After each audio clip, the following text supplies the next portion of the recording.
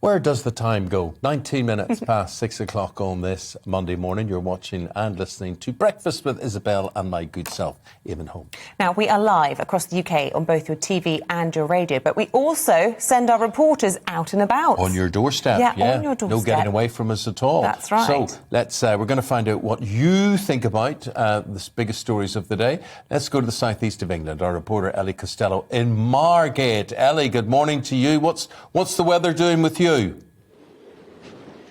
Well, Eamon and Isabel, it's very windy and a very cold Margate here on the Kent coast this morning, and we're here talking to local people about the stories that matter to them. And Margate has got a fascinating history. 250 years ago, this was the place to be if you were coming out from London for a sunny seaside break on the coast. It doesn't feel like it today, but I will show you the beach a little bit later on.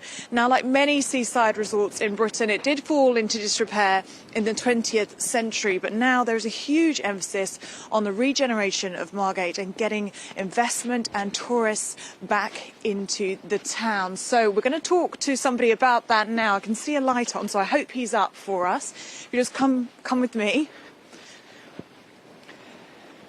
Oh, gate's already open for us. Lovely. Come up these steps. This is number 25.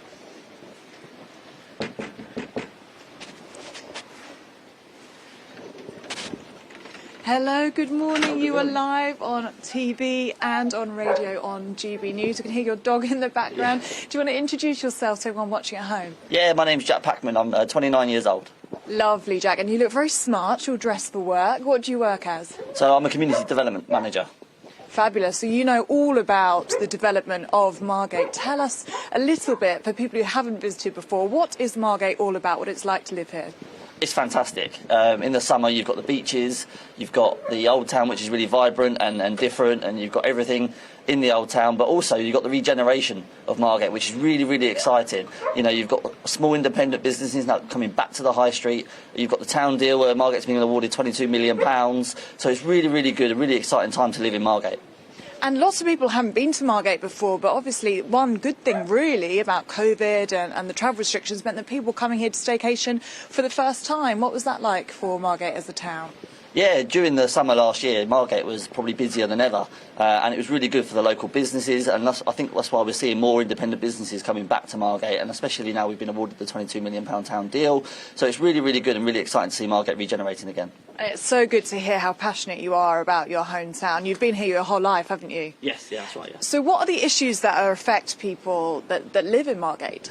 Yeah, so the biggest issue at the moment is obviously the cost of living going up. You know, the housing prices are going up here, but the wages are staying the same, and those that are not in employment are probably finding it harder. But the working class people are now starting to really, really struggle with the increase in rent, increase in mortgages, the increase in cost of living, the increase in energy prices, and we've got more to come. Yeah, exactly. We do have more to come, and that's what I was about to ask you. This is something that we're talking about on the breakfast show this morning, and that is Boris Johnson and Rishi Sunak confirming over the weekend that there would be this national insurance hike in April of this year, and it's going to hit families really hard here in Margate, isn't it? I mean, this is all about tackling the backlog in the NHS and our social care crisis. What do you think in terms of timing? Is this something that should have happened, or is it going to make things really difficult for people? I think it's poor timing, really, from the government. You know, we're seeing people struggling at the worst, really, in the last 70 years. It's probably the highest tax increase we're going to see. And yet the constant promises from the government not to increase taxes and not to increase the cost of living unnecessarily. And they say that we're doing well economically, but are we, if they're increasing their tax prices? And like I say, it's going to push people into homelessness, into debts unnecessarily. And another big story that we're talking about today, as we have been for weeks, is the Partygate scandal going on at number 10. There are rumours that we are going to see, or at least number 10 are going to see that report perhaps today. What do you think about this? Is this something that we should be talking about still, or do you think we should have moved on at this point? No, I think the government needs to be held to account.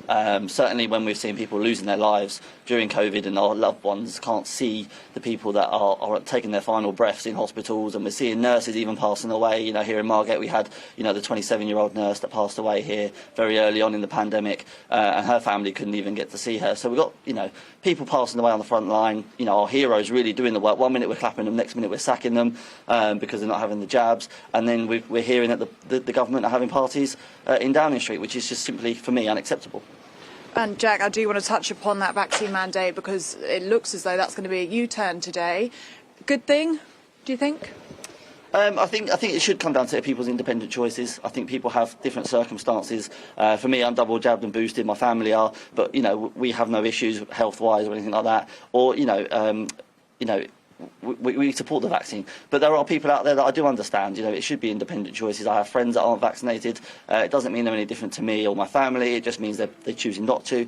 But they've got to understand there is a higher risk of catching the infection and potentially being hospitalised, which they have to understand. Well, Jack, I've really put you on the spot there with all those questions. Thank you so much for talking to us. I better let you get to work. He stayed up especially for us, stayed up here to talk to us this morning. Thanks so much, Jack. Have a lovely day. Well, Eamon and Isabel, we're going to be in Margate all morning with you, live on your TV and on your radio. And shortly, I'm going to be speaking to a couple that are foster carers, and we're going to be talking to them about the amazing work that they do and the stories that matter to them. Good people, foster carers. Really good people. I was just thinking that. Well done, you, for picking out those people. That's fantastic. And well done, Jack. Jack's gone nipped inside to see if we're going to mention him. So we are. Jack in Margate, good man. Like the coat as well. Very good. Very good there.